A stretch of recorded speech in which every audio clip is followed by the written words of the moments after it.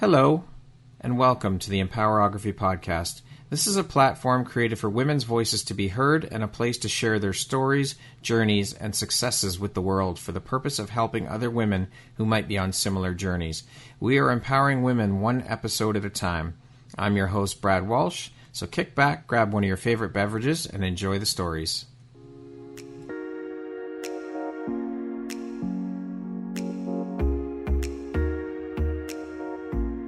The world needs to hear your message and your story, so don't deny the world of that gift within you that the universe has given you. Someone out there needs to hear your story because it will support them in feeling hope, inspired, and even transformed. Do you want to discover how I help get my clients out of their own way, show up, and confidently share their message? I would love to extend an invitation to you to join me in my free masterclass, Start Your Own Podcast from Idea to Implementation, on Wednesday, April 5th at 1 p.m. Eastern.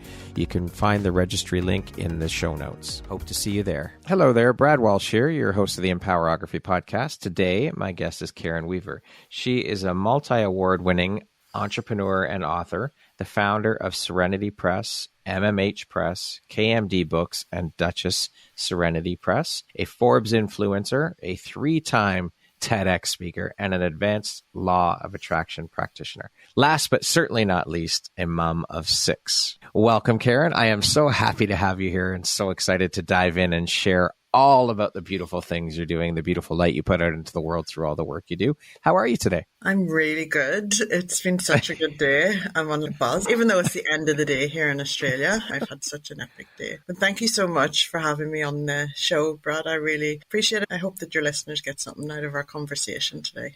Oh, I have no doubt they will. How could they not? You're an incredible human being with lots of beautiful light to share. So with that being said, let's jump right in. Wow. Is there anything that you can't or don't do, Karen? I mean, I'm exhausted just reading your resume and thinking about all of the titles and the hats you wear. How do you find the time for all of this, and how do you prioritize, and how important is prioritization and organization for you? Oh, God. I absolutely... I'm so not organized, but I am organized at the same time, as in I know what to prioritize, what needs my focus and energy, and it gets it all. And I do everything with loving intention. So that's a super fuel for anything. It happens at the best possible results you get out of it. And no matter whether you're engaging with your children, whether you're publishing a book, whether you're writing a book, if you do it with loving, focused intention, it gets done the fastest way possible and in the best way possible. So I've been doing this for many years now, and it works for me. So if it works, I ain't going to change it. That's right. Why fix it if it ain't broken, right? Yeah, absolutely. I've just recently got turned on to time blocking. I've had a few friends tell me, you need to start time blocking. You need to start time blocking. So I've just started that literally this week and learning to... It's a tough one. Yeah. It's going to take some getting used to, for sure. I've been introduced to being mindful of the time that I'm wasting now. And when I'm talking about that, just having time chilling out on the beach or just meditating, that's not wasted time. That's productive because that's recharging you. But just being mindful. And I'm pretty impressed with how productive my time is. You know, if it's kid time, it's kid time. If it's recharge me time. But if it's work time, it's work time as well. So it's prioritizing. Yeah, for sure. I'm very curious, with you wearing so many hats, what does your morning routine look like, Karen? I'm a 5 a.m. riser. I love to get up. And I was just saying to you before we come on the show, whenever I'm writing my books, because I'm an author of over 40 books of my own. And so if I'm writing, I get up and I write first thing in the morning. And the reason being is because that's when you're closest to a dreamlike state. You don't overthink and overanalyze. It just comes through me onto the page. And I do it so, I've been doing it for so long now, 12, 13 years. Not every day, but when I'm writing, I just tap into that. And it's just magic. When I start the day that way, my day is just magic. I'll have to try that, actually. I wrote yesterday for Hear Us Roar, but I did it. I actually sat down. I said, okay, I time blocked it in my calendar. I gave myself, I think it was an hour. And I sat down, I started writing, and honestly, it just started pouring out of me. And I pushed everything else that was scheduled behind, pushed it ahead to the next day because I was in such a flow. I thought, no, if I stop, forget it. I can't. I have to keep rolling with it. So, and that was later in the afternoon. So I'll have to try that writing first thing in the morning then and see how that feels and see how that flows. See if it maybe flows that's your time. You never know when your time is. And it is like what you just described there. That's the magic of just allowing it to come through you. So it comes through your head and out through your heart and onto the page. Like you're opening up and sharing with readers what comes through for you and honoring it and not blocking it, not overanalyzing it. Well, I have to tell you, because when we talked about when you asked me to be part of the book, that you said exactly that. Just don't overthink it. Just let it flow. Your voice in my head while I was writing, it's like Karen said, I could hear you saying, just let it flow. Just let it come out. Don't overthink it. So thank you for that pointer and that assistance and that help, because that's exactly what happened. That's exactly how it flowed, how it happened. It just kind of just came out of me. So it was great. So thank you for that. It's a beautiful process, isn't it? And it's just gold when you allow it to be. Because editing can happen later, but you can't get that golden flow happening later. It needs to happen at the beginning. I love it. What drives, motivates, and inspires you to keep going and excelling at all that you do, Karen? The power of story and what it does for people. Stories heal, they connect, they ignite, and they have the power to change the world. Like people say money makes the world go round. I say stories make the world go round. Because I'm Irish, we grew up in stories, we're storytellers. And I always remember we lived in a park whenever we were younger, me and Emma, my sister. We lived up O'Neill Park, and if somebody was ill or somebody was even graduating or going to college, somebody would come around from the park and tell their story, and that would just heal something or empower somebody or inspire them or whatever it is. The stories are so powerful. And then when I went through my own adversity and had an epiphany to write my first novel, the call was so loud I couldn't ignore it. And I know everybody gets a call at some point in their life, and if you've been through adversity, the call happens when you're ready to heal. So it's part of the healing process is the call to write your story, whether you write it and nobody reads it. But if you write it and you publish it, it has the power to really connect and help someone on their journey. For sure. Storytelling is so powerful. And I'm sure you hear this all the time. I don't have a story, or who's going to want to listen to me, and all of these things. But I wholeheartedly believe that every single person on this planet has a story to share, and it will undoubtedly connect with and resonate with at least one person out there, at least. And it'll change their life, Brad. Yes. That's it. Even if your story changes one life, somebody reads your story at the time in their life when they need to hear it, it changes their life. It changes the trajectory of their life. And I know it because I've watched it in motion. And when you have the courage to get up to go and share your story, it's never lost, never wasted. Remember, it's a legacy as well. The stories that are written now are going to be researched in 100 years' time. We've just been through a pandemic. People are going to want to know what's been going on. And so there's a lot of women showing up and sharing stories, whereas it used to be predominantly men who wrote books. Whereas now there's women having stories and sharing them. And mums have stories. I'm a mum of 6. We all have stories to share. And usually we come together in groups and things like that. But now that we are able to be more global and reach each other, it's not just your own community. You can reach a global community with it. Are you noticing a very big spike or increase in women stepping up to share their stories as opposed to previous through the course of your career as a publisher? Absolutely, yes. And it does take that little bit more courage, because usually women step up with a mission, something that's happened to them, that's ignited a mission within them, and then they share. Because whenever you are in business, or if you've got a charity or whatever, whenever you share your story, it's brand elevating. So it helps with visibility, but it takes courage. And I always liken it to whenever you share your story, it's like you feel like you're running around the streets naked. It's that exposing.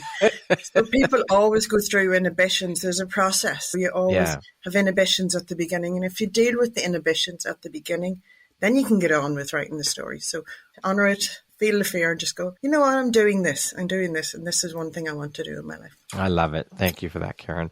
I would love to know what you were doing for a living before making the leap into the entrepreneurial world and publishing and all of the things. I call myself an accidental publisher, and I was an author before I was a publisher. My studies are in humanities, so I have a diploma in humanities with the University of Ulster, and I also studied community drama with the University of Dublin. And so I was always a jack of all trades. I love new experiences and I love connecting with people. So I have had all different jobs, and it serves me really well when I'm writing fiction.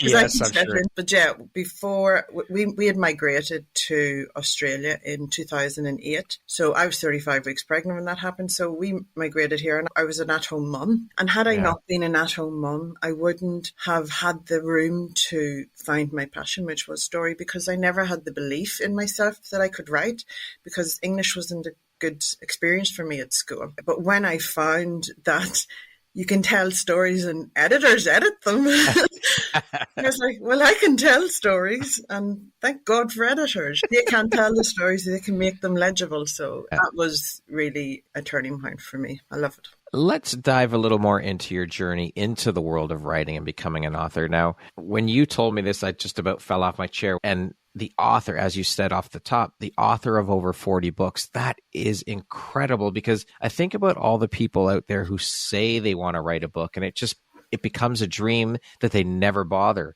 following through on or doing when it comes to accomplishing it. And then there's you, who has written and participated in over 40 books. First of all, kudos to you, because that is an absolutely incredible achievement. Was writing something that was always part of your life, or is this a fairly new path for you? I was 31 when I started writing. Oh, wow. There you go. And then I caught the bug. Apparently writing 40 books. That's insane. Yeah. So I have, my first 3 books were fictional novels. They're actually being picked up and made into movies right now. So it had... What? All 3 of them? Yeah, well, yeah. Well, the first one is, it's a series. So they're all together. So they come as a pack. So the first one was The Visitor, and it's a very significant book because it was a catalyst into publishing for me. But that book is obviously fiction, and the next 2 were fiction. And then I started writing some non-fiction, because people were like, Karen, how the hell do you do life? You know, you're always so happy. You've got 6 kids. You've always got kids crawling all over you. You're building a publishing empire. How the hell do you make this happen? Yeah. Like, do you know what? I identified I had 7 master gifts that I called them. Some people call them life principles, whatever. And I live through them all the time. And so I started to write on those. And so I wrote 7 books on those. The 7th is being published shortly. And then I done a lot of children's books. I'm a mum, so I done books for my kids and stuff. So I have a big catalogue. I'm also in, and this will blow your socks off, I'm also in over 30 anthologies, and that's not it. So that's not part of the 40? Oh, God, no. No, because I'm publishing so many anthologies, I always write a story for who they always invite me to write a story. Every single anthology has a different story in it. Wow. That is incredible. Can you share what those 7 principles are, if you don't mind, real quick? Yeah, absolutely. So they are mindfulness, knowing, intention, love, gratitude, forgiveness, and belief. And love's right in the center there. The forgiveness book nearly killed me. Yeah. I thought I was a forgiving person, but I went on a journey in that book. And these books they're about 30,000 words each, so they're easy to digest. It's just me having a conversation. Think Big Magic by Elizabeth Gilbert. It's me having a conversation with you, sharing my experiences, my thoughts. And then I invite 5 guests into the book. So in The Power of Knowing, I have Elizabeth Gilbert in the book. She's she's shared a piece of the book. And Peace Mitchell's in the book, Emma's in the book. I have Cleone O'Hara's in the book, in The Law of Love. So they're all called these things, Incredible. They're my legacy books. They're my gift to the world. And this all ties into your law of attraction practitioner work, I would imagine, these 7 principles, right? Yeah, I watched The Secret and also Louise Hay's You Can Heal Your Life, and read the book and watched the DVD that went along with it. And then I was introduced to Joe Vitale through The Secret, and he done a law of attraction course, and I loved it. And you had to do a test and everything. It was It was years and years ago. And then he'd done an advanced law of attraction practitioner course, which was more intensive. And I did that. But I never told anybody. Anybody I'd done the course. And I just started publishing at that time. And I'm like, I am going to have fun with this. And I'm going to see what I can make happen. And I ain't telling anybody that I've done a law of attraction course. And I did. And I just went on the journey. And I set an intention. This is going to blow your mind. I set the intention to build $1 million publishing company. Okay? Yeah. And all because I think I had 4 children at the time. I was an at-home mum. And I had $50 Australian a week that I could invest in this big idea. I'm very values aligned. If something doesn't align with my values, I'm not doing it. So that's the intention I set up with. Remember, I wrote the book, The Miracle of Intent. Yeah. I set that intention of $1 million press. I thought it was going to take me 25 years to do it. And then we hit our first $1 million year in year 7. So my gosh. Yeah. It blew my mind, but I was like, this is so much fun. Now, don't get me wrong, there's huge amount of challenges, but my perspective on challenges is, Brad, when I'm meeting challenges, I'm growing. I'm evolving into the person I need to be, that my dreams are the very next step. So that's why mind-blowing things happen all the time for me, because I've worked so hard, evolved so much, that these cool things happen as the very next step. That is incredible. And I think we need to share here that, with the law of attraction and manifestation and all of these things, it's not like you can just sit there and say, okay, I'm going to manifest this and not do any work. You have to put in the work as well, which I think is very important to mention. And it's not easy. It takes a lot of work. But if you're willing to do it, you can make it happen. Absolutely. Obviously, you are living proof. I just have so much fun with it. And the power of knowing is a really good one for if you find it tough to grasp the concept. The magic of mindfulness is the first book. But the power of knowing shares that there's a 3-step. I've always known how to know, because I've always been connected to my internal navigation system. I'm very lucky, but a lot of people have it when they're born, but they grow out of it because it's not nurtured. My curiosity was nurtured when I was younger. So I always had my internal knowing. So I always knew what was a hell yes and what was a hell no. But I always had the courage to action a hell yes straight away, because the universe likes speed. And sometimes it involves money, but if it's a hell yes, it'll come. You just need to say yes, and then that'll come. You have to trust and have faith in that process. And I remember somebody saying to me, Karen, you are fearless. And I'm like, there's no fear in knowing, because when you know with all of your heart, that is you. Because if it's a hell yes, it's yes, that's aligned with where I'm going. And if it's a I don't know or a no, it's a distraction. It'll deviate you off your path. So stay on your path, and anything that complements that, just run with it. Go for it. Just jump in and take it. Grab it by the horns and just do it. I love that, Karen. Absolutely. When you're writing, Karen, where do you pull your inspiration from? Inspired thoughts will come to me. I'm always open to inspired thoughts. And the thing I love about writing process is, for example, I'm going to just share a quick example. When I wrote my first novel, I wrote it in 30 days during the challenge that's called NaNoWriMo. NaNoWriMo is a global thing that's located in the US. That's every November, which is National Novel Writing Month. You can sign up for it, and every day you track how many words you write. So every day I needed to write 1,667 words a day. And so I did. If you look at my graph, every day I wrote 1,667 words. Now, 2 days before NaNoWriMo started, I did not know what I was going to write about. All I knew, it was going to be called The Visitor, because that's what my epiphany was about. I never wrote anything fictional in my life. But I knew with all of my heart I had to show up. So I got some characters together, had 20 potential chapters, but I let those characters do what they needed to do on that page. I had a 5-star review once, and it said, you'll be left with dishes undone and all of the housework waiting because you don't know what's going to happen on the very next page. That's because I didn't know what was going to happen on the next page. So it blew my mind. See, whenever I realized what the end was going to be, the twist at the end, oh my God, it was like the best happy dance moment ever. It was that aha moment, like this. There was probably a big bright light around me or something. Yeah. But just allowing the freedom of that to flow and to write, that's just so important. And so writing, the magic of that and how it lit me up and filled me up, I just love it. So I just embrace it. Is there anything you wish you knew when you first started out that you know now as an author? God, no. If you knew it all at the beginning, you'd run a mile. No, you have to journey. Yeah. Let it just go on the journey. Do not compare yourself to others. Go on your journey. I never compare myself to others. I love being innovative and I love connecting with people.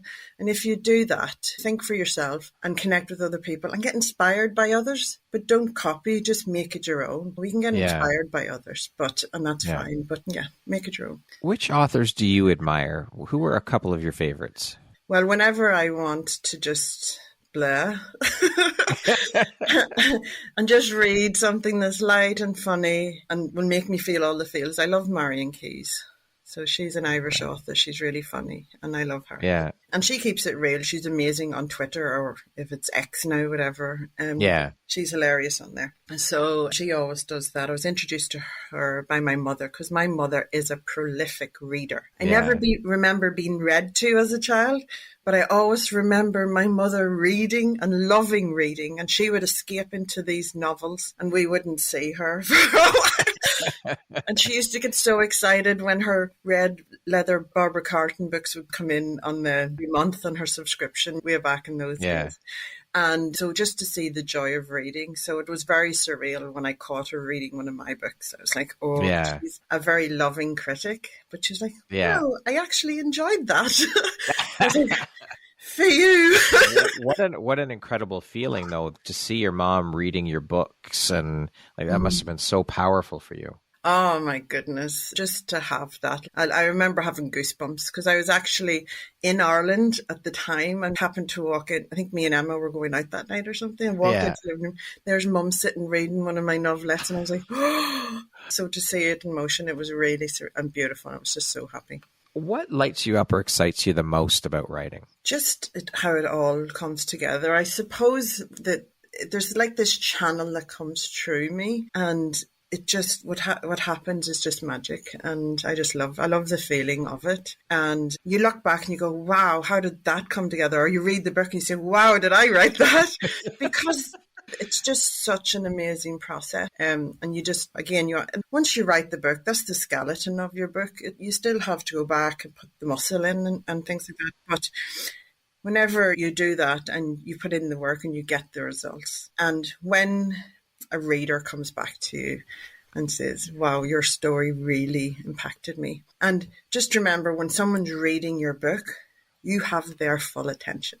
In a world full of distractions, you have their full attention. So it's a great way for someone to get to know you. Although some of my novels, my Auntie Patty read one and she said, Karen, I never knew. And I said, it wasn't me. It was the characters. There was nothing to do with me. I'm just a vehicle. I know that a lot of creatives have their own unique process when it comes to sitting down and creating their art, whether that be painting, writing, photography, whatever it is. Do you have a particular process that you fall into when you're writing? And if so, can you share that with us? I'm sorry, I don't have a magic process. I'm a mum of six. If I have 5 minutes to myself, I am going to grab it and jump in. But the thing that really reassures me in my mind is that and this is a point I was trying to make earlier, it just came back to me, is that when I am in a writing mode. So if I'm writing a novel or a nonfiction book or a children's book, whenever I'm doing my day-to-day, I have to bring a notebook and pen with me, because at the most inopportune moment you will have a dose of inspiration. You got to get it down, even if it's one word that will reignite it whenever you get back to it. Also, your subconscious mind is always working on that, on the book or on the project when you're doing your day-to-day things. So when you sit down, I just allow myself to breathe, just get into my writing head. I go somewhere else. It's like a meditation for me. And then it's like I open up the vault to that and it just comes pouring out. It's beautiful. Flows. But you need to know that you can do that. How do you deal with creative blocks when you get them? What have you found helps the most when those come up for you? Well, the beloved writer's block that we talk about. I don't tend to get writer's block. It's usually that something has to be revealed to me that will strengthen what the next step is. So an example of this is when I wrote book 1, The Visitor, I was writing book 2, which was The Memory Taker. and it wouldn't come. And I was like, oh God, that's it. I've lost my motive. There'll be no more writing. So I just left it and distracted myself with other things. And then I had like a big light bulb moment. Oh, there's a book that needs to come before that. And so The Wish Giver was born. And as soon as I realized that book just flooded out of me straight away. So wow. I was like, wow. And so usually a block isn't a roadblock. It's just that you have to relax and allow something to be realized. Obviously, you are a go big or go home type of woman, having written 40 books, founded 4 publishing houses. My mind is still blown when I think about that, Karen.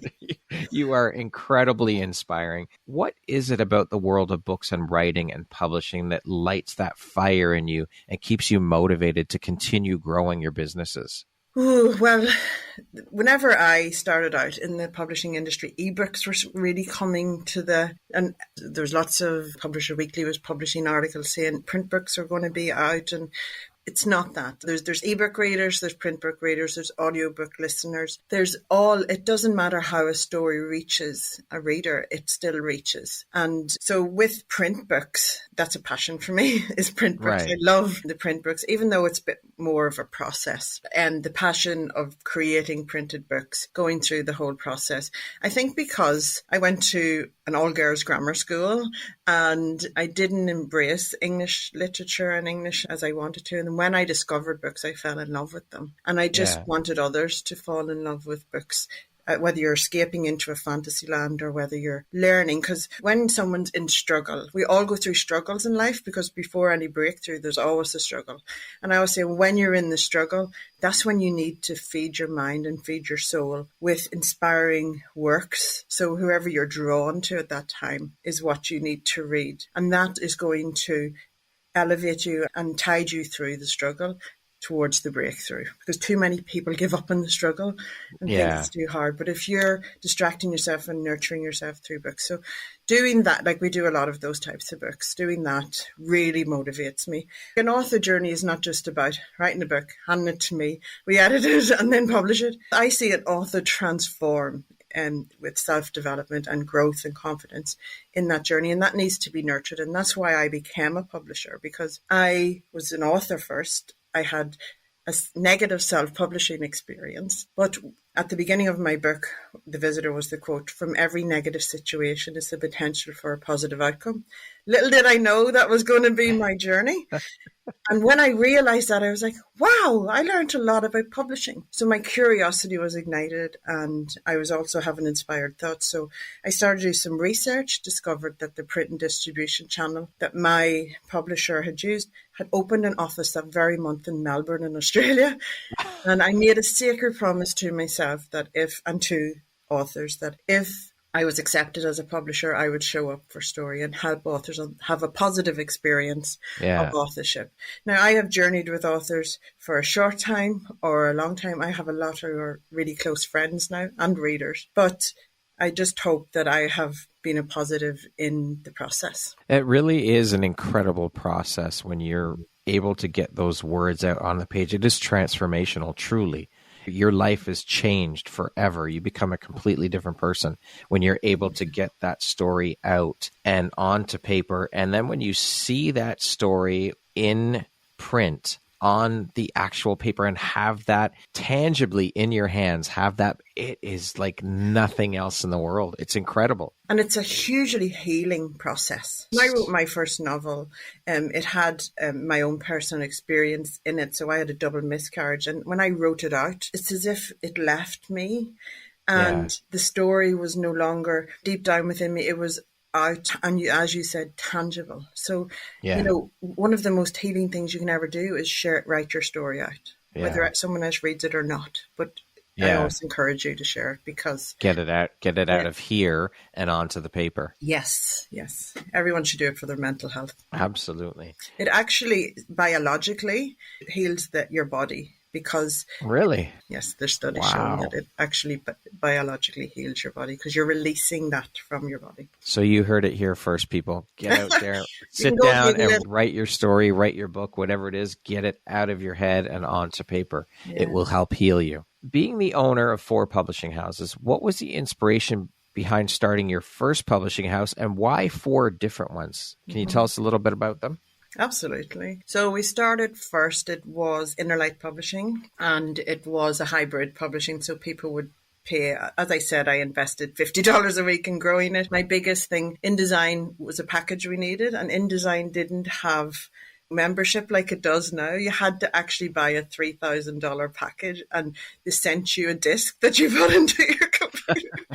That's how long ago it was. But anyway, so it was one of our biggest investments, but the best investment, because we had the best InDesign software, and I learned how to do what I needed to do on it.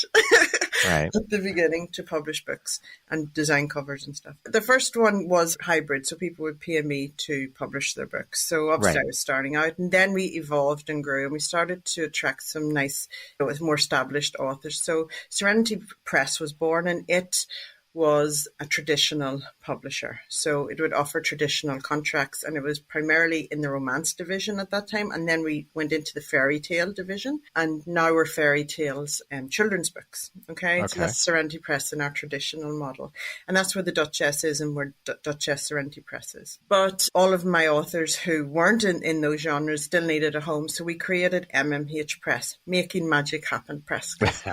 And that's where my books are published. And I know it's there, and there's some amazing authors in there. There's fantasy authors, poetry, just amazing authors in there. A crime novelist, he's amazing. All people that are starting out and are going to be discovered big time, nurtured by us. And then through the pandemic, all these business owners had time in their hands and wanted to write their books and brand because they wanted to keep productive. So KMD Books was born, and just before the pandemic, and it went skyrocketed throughout the pandemic. We published so many books. Nothing changed for us other than productivity was very high. We took on people during COVID. Wow. We had so many books coming through, and anthology. So we ended up being one of the leading anthology people during that time as well. So we had this magic formula of creating community and getting books there and printing this amount of books, making sure stories would get out. So it was so fun. And as I said, I love doing new things and being innovative with thinking. So, Is KMD then, is the focus of that anthology books then primarily? No, it's thought leaders, business owners. So we do anthologies as well, but primarily a lot of individual books. Yeah. Okay. Now, you mentioned Duchess Serenity Press. Yes. That's the publishing house where you publish all of the Duchess of York's children's books.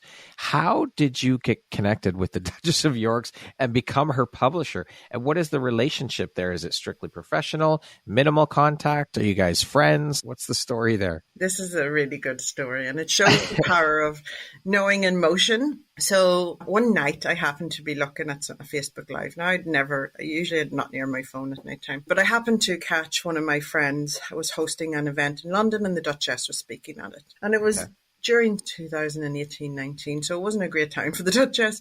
But however, my train of thought was, there's the Duchess of York. She used to do Budgie the Little Helicopter. My son, who's now actually 27, my son used to love Budgie the Little Helicopter. I wonder, would she like to do a book for Serenity Press? That was my train of thought. But I straight away actioned it, and I went and Googled who her agent was, and I must have written the best email to that agent, but I can't find it. 2 weeks later, I got an email from the Duchess's business manager saying, "Hi, Karen, the email was passed on to us, and we'd like to know what your ideas are." And I had no other ideas, only that. Yeah. And what are your ideas? And if we like them, we'd like to set up a call. That all happened. Everything went fine. And we wanted to set up a call. And at the beginning, whenever you're dealing with high profiles, you're yes to it ever. There's no, that doesn't work for me. It's just yes, that's it. Well, the time that they chose was it's the worst time they could have ever chose, because I was on holidays with 5 of my children on my own in a holiday park down in Bunbury. And the call was at 5 p.m. And I was like, oh no. And I have a Mary, Brad. Now, Mary is my tornado. This was 4 years ago, so she was 4. She never stops talking, and she's off. So the whole day that day was focused on Mary being asleep at 5 p.m. so I could do it. The rest of them were all, they're all fine. Didn't I get a message at 4 o'clock saying, could we bring the call forward 45 minutes. So I had 15 minutes to get Mary. It wasn't going to happen. So I was like, all right, I'm surrendering to this. So Mary was at my feet when I was doing the call, and I said, sorry, ignore the background noise. I'm on holiday with my kids. And they actually thought that was amazing, just getting on with things. But anyway, then we signed 2 books, and then we got on a call with the Duchess. And yes, we're best friends. We talk most days. Yeah, we talk most days. She came to the castle last year. I was in London with her in March, I think it was March or April. We were together. We're building a really beautiful company, and we're doing it together. So that is incredible. All from just that watching a Facebook Live. I'm going to just send an email. I'm going to put it out there and just do it. So there's your law of attraction again, right? The inspired thought. Yes. Actioning the inspired thought. Straight away. Universe loves speed. But she is the most kindest person and the easiest author I've ever worked with. She is really. Yes, out of all the authors you've worked with.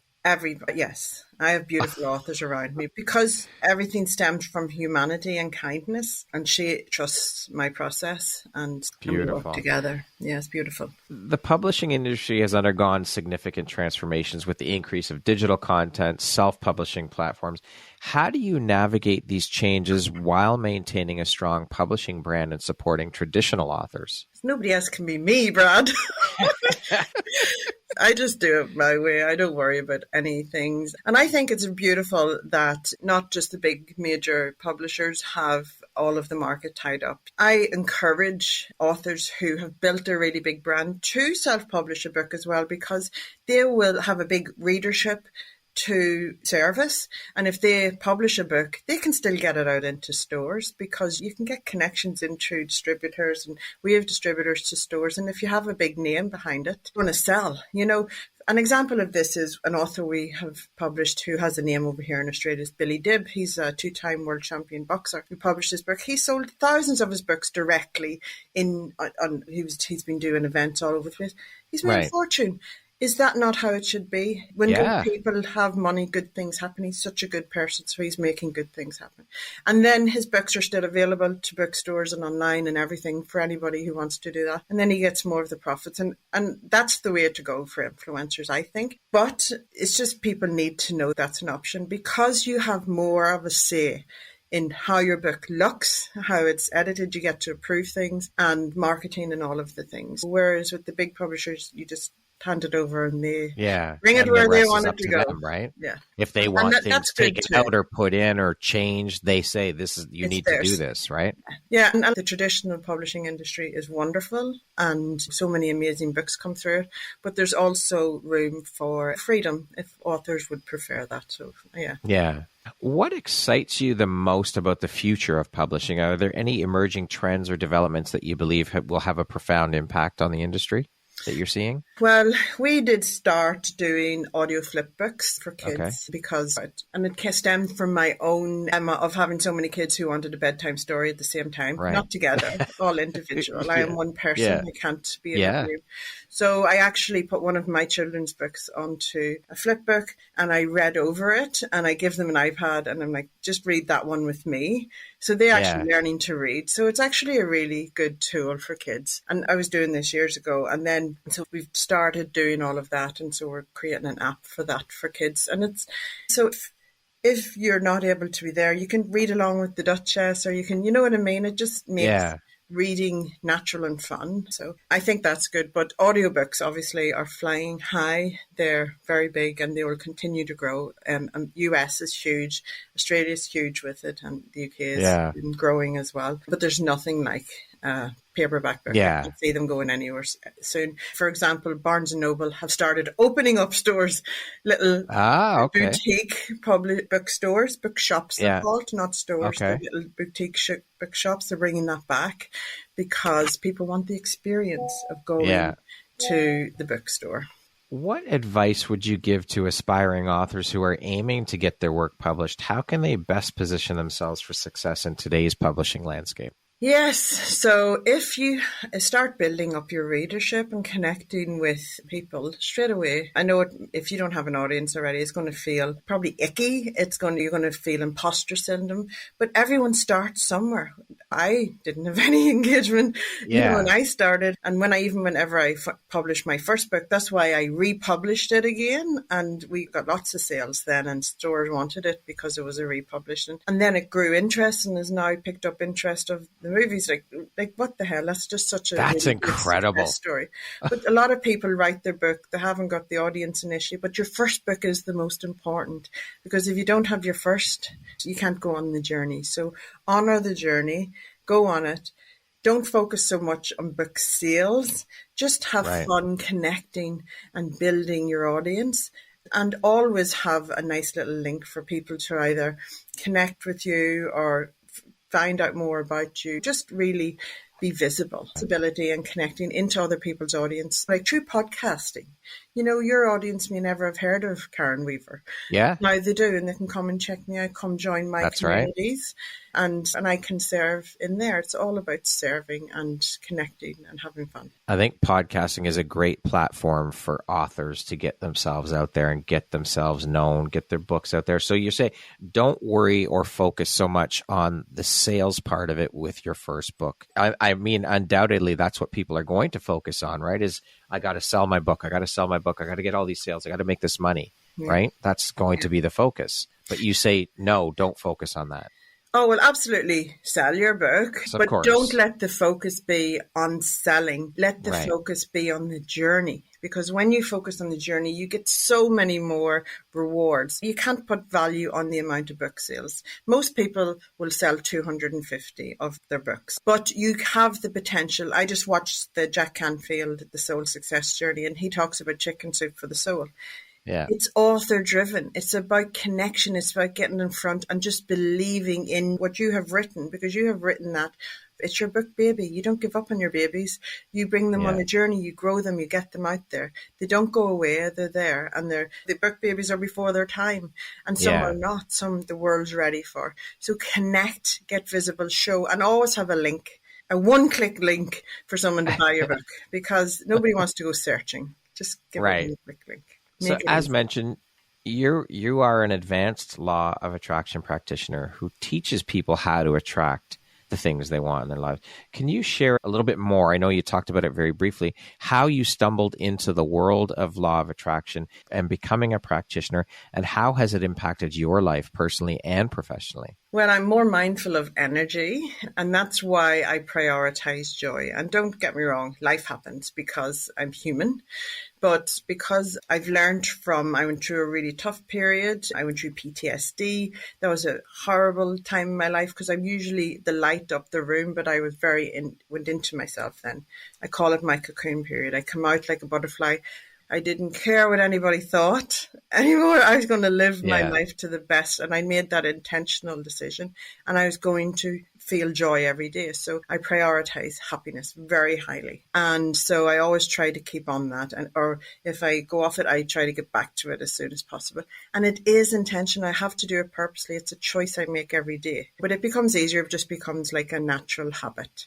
And there's days where I just close the diary and we have our low days and go to the beach to just reset and all of that. But I'm mostly at a high vibration. And when you're at a high vibration and you practice gratitudes, or you set intentions, or you have thoughts that are aspirational, and you just feel, especially a visualization. Goodness, I have the best example of a visualization that just blew my socks off. Because in 2020, I set the intention that I wanted to be a TEDx speaker. And this was I didn't know how I was going to do it. But that's a part of attraction. You set the intention. You do not control the how, because it always comes left of center and at your peripheral. And I got asked, because applying and all of that just isn't my jam. It's not how I roll. Yeah. So I actually happened to be talking to somebody for just a different reason. And then they messaged me the next day and said, I have to have you on my TEDx stage. And I was like, that's how I do it. I was like, yes, that's how it's done. I never seen that coming. So the pandemic hit, and I'm in Perth, and this was supposed to happen in Ireland, and I had to be on the stage. So my values are that there's no way in the world I was going to go the other end of the world away from my children and maybe get stuck there. I love my life so much. So I just said to the organizer, I'm sorry, I'm not going to be able to come. I have to just accept this. Now, I could have in that moment went into self-pity and felt sorry for myself, because this was a bucket list item. It was September, and there was only a few months left of the year. And I was like, there's no way nothing's going to happen. The very next day, so I instead of feeling pity, I went out to my patio. It was a lovely sunny day, and I thought, what would I just love? So it was 3 things that I wanted. One, I wanted to do a TEDx on a stage in Perth, so I didn't risk being away from my family. Second, I wanted to do it that year, not in the January the year after like the other one was. And thirdly, I wanted to do a TEDx Women event. Now, where did this come out of? TEDx Women event, because I had just won Women Changing the World Award. And those were the 3 things. I was like, God, wasn't that just lovely? I sat in it for a few minutes. And then probably a child called me or something. So I just went back to business, never thought of it again. The very next day, I got a phone call and said, hey, Karen, I know you can't come to Ireland, but TEDx rang me and asked me, would I host a TEDx Women event in 6 weeks' time? You'll have to do it on a stage in Perth, but will you do it? And I was like, hell yes. I couldn't believe it. It blew my mind. You can't understand that. How you've just got to make that shit up. You just can't make it up. Yes. That is incredible. It wasn't even an option or the day before. It blew my mind. So I was like, there you go. That was my first ever TEDx talk. And then because I set such powerful intentions, within a year, I ended up doing 3 TEDx talks. Within a year? Yeah. Holy shit. That is incredible. Crazy. So things always happen in 3s. Yes. What's the most important thing you've learned in your life, Karen? And what was your life like before learning it? And what was your life like after you learned it? To not care what other people think. Believe me, they are worrying about themselves. They're not really worrying about you. So you just worry about yourself. Prioritize joy. We're not here to suffer. We are here to keep our cups full, so that we can pour into others, give the best of ourselves to others, give the best of ourselves to our children. We're not here to sacrifice all of ourselves for others. We're here to give the best to ourselves first, then we can give the best of ourselves to others, the best version of ourselves. And when you get a grasp on that, because people make life way too complicated. Yes. You know? It's simple. And too serious. We take life too seriously. Joy, honestly. Choose it every day. It's Love much, it. What do you think your unique skill set or superpower is that's helped you become successful? I'm fearless. I am, and I know exactly what's a hell yes and what's a hell no. And I commit, I can laser focus when I need to, and I will do. But love is the super fuel of everything that I do. It's the highest vibration in the world. It is the highest vibration. A lot of people don't know that, Brad. But anything that's done through the frequency of love, it's the super fuel to success. You can't lose. Yeah. It's as you said off the top, it's the super fuel to success. Yes. Absolutely. I love it. Yeah. How do you define success? What does that word mean to you, Karen? No, I love this question. So success for me is just having that beautiful harmony. I call it like a symphony in life, that rhythm where I am ebbing and flowing in whatever my energy is drawn to at that time. And it's so melodic. It's just beautiful whenever you allow that to be. Now, my life's crazy. I have 6 children. My eldest has flown the nest, but the other 5 live at home, and it's crazy. Yeah. But I would not have it any other way. And I write in school holidays. I do publishing and business stuff and I've been doing this for 6-7 years now, and that's a beautiful rhythm of life that works for me. It wouldn't work for everybody. Yeah. My life may be a nightmare for someone. It's my dream life. It's someone else's nightmare, and that's okay. But just to know what it is you want, not what somebody else wants for you. Really honor and have the courage to say, this is what I want out of my life right now, and know that it'll change in the future, because as you evolve, you go, wow, I've ticked that box. What am I going to do now? You know, what's next? Yeah, that's a beautiful definition. I love it, Karen. What does the word empowerment mean to you?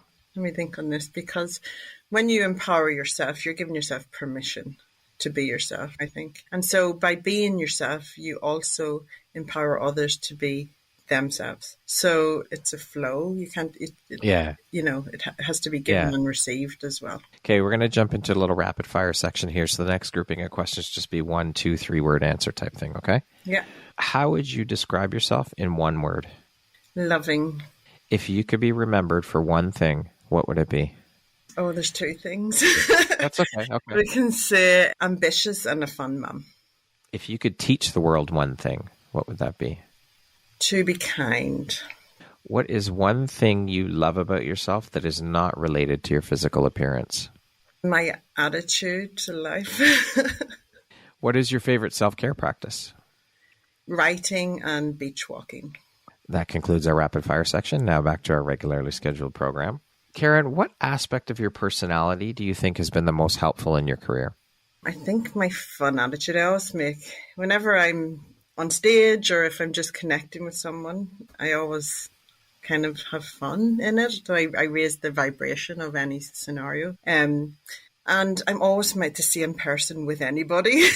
Doesn't matter whether I'm talking to the Duchess or talking to a homeless person. I'm the same person no matter who I'm talking to. Depends on what day, maybe, because I'm having a bad day. But I'm still the same person. And I'm very mindful of that because everyone's people. We're all human. Yeah. What is one lesson your career has taught you that you think everybody should learn at some point in their life? To really, for career-wise, to really know who your people are and honor that. What is something surprising that you've learned about yourself in the last year? How many plates I can juggle. The visual of that, I can see it. But also how much faith I have in an outcome and how I allow it to come to be. Even when other people lose faith, I'm like, no, just wait and see. It's coming. It'll come. Mm-hmm. Yeah. What is your why, Karen? The power of story. The power of story. What is an unexpected blessing or occurrence in your life that you're grateful for? One of the things that happened that was really tough in my life was losing the twins. But then whenever I had my epiphany, I realized it wasn't for no reason. So I got the answer my heart longed for. And that was a catalyst into story, the power of story for me. That's incredible because, I mean, that is a devastating loss. Yeah. And to be able to take a step back or take steps back and find the silver lining in that. And this is something that's been coming up a lot for me lately is being able to find that silver lining, being able to step outside the situation and look at it as, and we hear this all the time, this is happening for me, not to me, but to actually embody that and step into it is not easy. Especially, I mean, I can't even imagine a loss like that and being able to step into that mindset of this is happening for me and there is a silver lining in it. Yeah, it was 2.5 years later, and I had 2 more kids. But when I had that epiphany and that realization, it changed my whole outlook in life. So, yeah. And at the time, it didn't feel like it. I searched for answers because I didn't have an answer medically that I wanted or that fitted me. And we were just supposed to get on with it. And then when the epiphany came, I was just like, thank you. There we go. There it is. Yeah. Karen, if you could step into my shoes, what question would you have asked yourself that I didn't ask you? I think you've asked good questions. Right. Let me see. Nothing's coming to mind, so you must have done a good job. So there, well done. Kudos to you. Thank you. If you had the opportunity to sit down and have a 1-hour conversation with one woman, Karen, any woman in the world, who would it be and why? Do they have to be living right now? No. Me 10 years later. Wow. I love that answer. Mm-hmm. And why? Because 2 years ago I don't usually meditate, but I had a guided meditation and it brought me to meet myself 20 years down the line. And it just changed how I am. That 20 years, give me a message. And the message was that I'm here to awaken those who sleep. And that's what my writing does. And I was like, because people who are asleep don't know they're asleep. They don't look into the potential of life. And there's a bridge there. So I help people across the bridge. Because I had to walk the bridge myself. Beautiful. Thank you for sharing that. That is very powerful. I love it. If you could go back and give your younger self one piece of advice, Karen, what would that piece of advice be? Just keep enjoying life. I was so lucky that I was brought up in unconditional love. And I was so curious. And I never apologized for it. I would just go, I wasn't naughty, I was just curious. and so just keep being curious and never lose that, and just enjoy life. Lastly, Karen, if you were to deliver your last 30-second speech to the world, your tribe, your people, your corner of the world, what would that last 30 seconds sound like? What words of wisdom would you impart? To not overthink things, to enjoy life, and to think of life as this book that you're writing. Each chapter is an adventure. And just remember, you're not supposed to write the same chapter over and over again. Have the courage to turn the page and start writing the next chapter, because you can get stuck in a chapter and keep reliving it. But at the end of your life, what is there to read? Do you feel fulfilled? I think there's more regrets then. So have the courage to turn the page. Love it. Beautiful. Karen, thank you so very much for this incredibly beautiful, inspirational, fun interview. It was an absolute pleasure. Thank you so much for taking and making the time to be here with me today and sharing your story, your journey, giving us a little bit of insight into who Karen is. And thank you for shining your bright, beautiful light out into the world through all of the work you do, helping people tell their stories. And it's just such an incredible gift that you're giving people. So thank you. I am honored to have had this opportunity to sit down with you and to have you as a member of the Empowerography community. Thank you for all that you are and all that you do. I appreciate you. Oh, thank you so much, Brad, for your gratitude. And thank you for the platform to be able to speak to people and maybe ignite some stories. You never know. Yes. And we knew we'd have fun, didn't we? We did. Absolutely. Every time we talk, we always have fun. So thank you so much, Karen. I appreciate you. Once again, my name is Brad Walsh, host of your Empowerography Podcast. Today, my guest has been Karen Weaver. She is a multi-award-winning entrepreneur and author, the founder of Serenity Press, MMH Press, KMD Books, and Duchess Serenity Press, a Forbes influencer, 3-time TEDx talker, an advanced law of attraction practitioner, and last but certainly not least, a mom of 6. Karen, thank you so much. I hope you have a beautiful rest of the day. Bye. Thanks, Brad.